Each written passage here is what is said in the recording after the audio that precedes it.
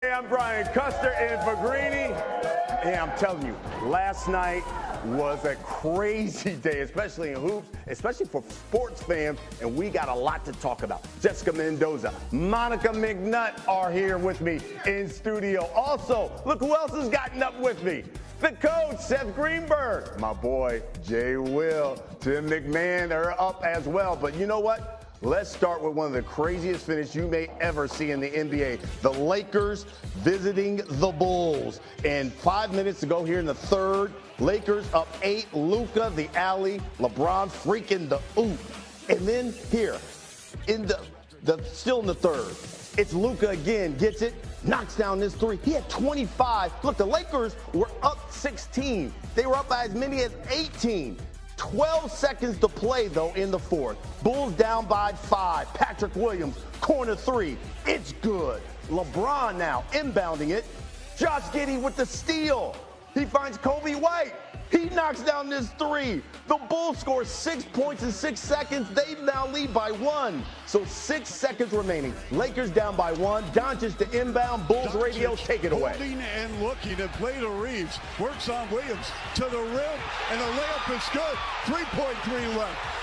117, 116 Lakers. Williams to Giddey over the midcourt line. There he goes. Midcourt. Oh! It's good! It's good! It's good! Bulls win! Bulls win! Bulls win! Unbelievable! Unbelievable! Josh Giddey, I love you! It was unbelievable. Josh Giddey over LeBron. First Bulls player with a triple-double game-winning buzzer beater. He had 25, 14, and 11. Bulls win it 119 to 117. They come all the way back from 18 points. Let's listen to Josh Giddey, JJ Redick after the game. I never made a game winner before. I made a couple layups to put us up with a couple seconds left, but a walk-off like that from half court I've never done before. So I don't know if I'll ever do it again, but I'll take this one tonight. I guess what's the immediate reaction from that? Devastation. It's a hell of a way to lose a basketball game. Pretty much sums it up. You know, Lakers, the first team to win and lose on a game-winning buzzer beater on consecutive nights since the Hornets in '92. LA again leading by 16 points heading into the fourth quarter. That was the largest blown lead entering the fourth quarter since December of '96. Also against the Bulls. Again, those Bulls, well, they had MJ, Pippen, Rodman. Who are those guys? I don't know who you're talking about.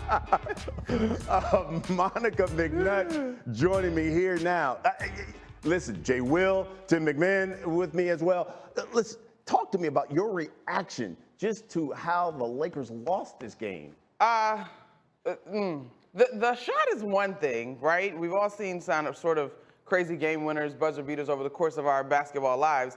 But it was the collapse, the six points that they gave up in the threes. And you got to give Josh Giddey, Patrick Williams, Kobe White a ton of credit. Those dudes stepped into those threes like it was the first quarter with the utmost confidence and knocked down huge shots in order to lead to this moment. So my husband was like, are the Bulls back? And I'm like, back to what? But anyway, they have been playing some good ball and making some strides in a positive direction. Yeah, you look at last week, they beat them by 30, basically. And now they get them. Hey, look, the Lakers had a 5-point lead with 10 seconds left. Tim, how do you compare the end of the game last night to what the Lakers experienced the night before?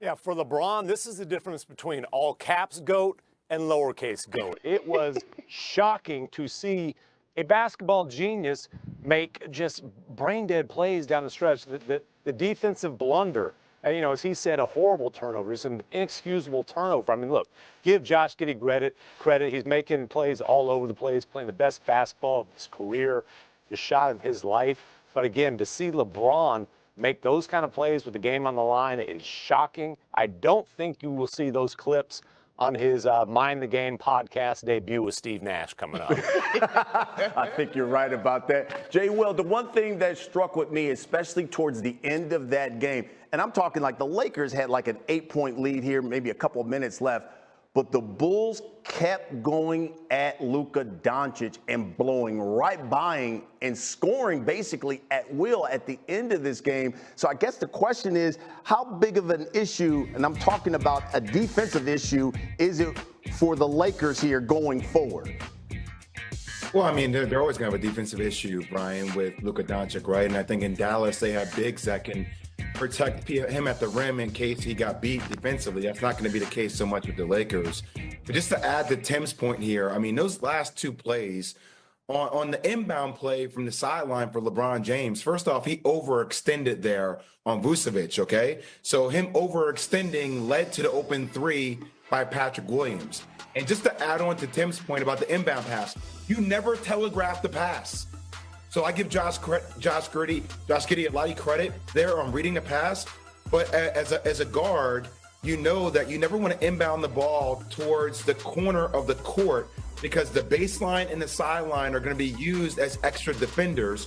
So LeBron not only telegraphs the pass, but you pass the ball to the worst position on the floor. These are things that you learn at an early age in the game of basketball. So just to add to Tim's point, these are things that obviously you need to clean up. Decisions down the stretch, it never comes down to 2 or 3 possessions, but you can make a case that these last 2 to 3 possessions lost the game for the Lakers.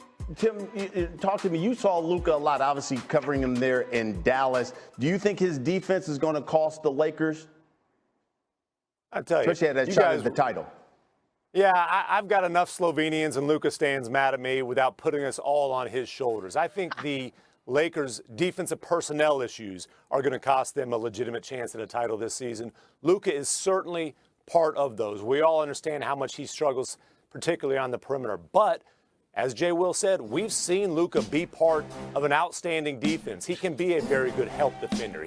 He's a smart guy. He has great hands. You have to protect him in this game. He's got to do better than that. I mean, come on. He's got to participate, as Jason Kidd often would say to challenge him, and you've got to protect him. The Lakers don't have the personnel.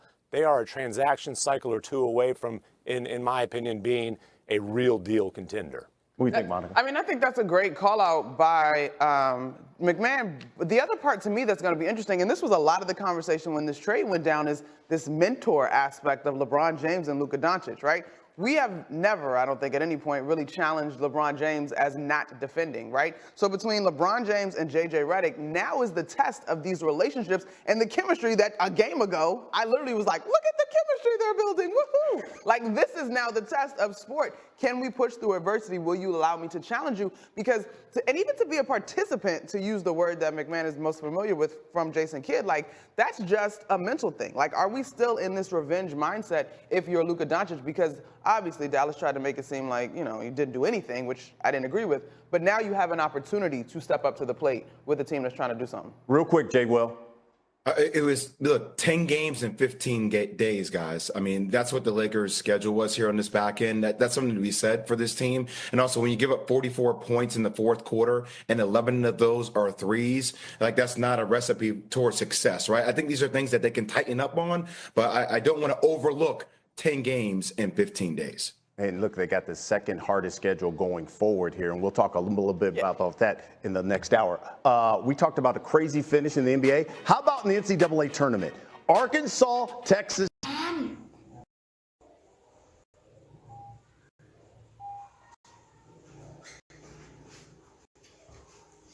Chào tất cả mọi người đã quay trở lại với kênh của mình. Ngày hôm nay mình sẽ tiếp tục hướng dẫn các bạn tô tượng. Tượng hôm nay của mình sẽ có tiêu đề là quả quất. Các bạn, hôm nay tượng của mình sẽ có tiêu đề là quất xanh. Nào, mình bắt đầu tô. Thằng Quyền ở ngoài đầu, chỗ đấy là xóm Bình Minh à? Thấy đoạn đất mới không? Rủ em đi chơi á, em không, em không đi đâu, chịu. Rủ em đi hát không đi đâu, không tốn tiền hát. Xong, vừa nè đấy. Xong, và thấy em đi chơi. Lên quán, tất thấy em ngồi trên quán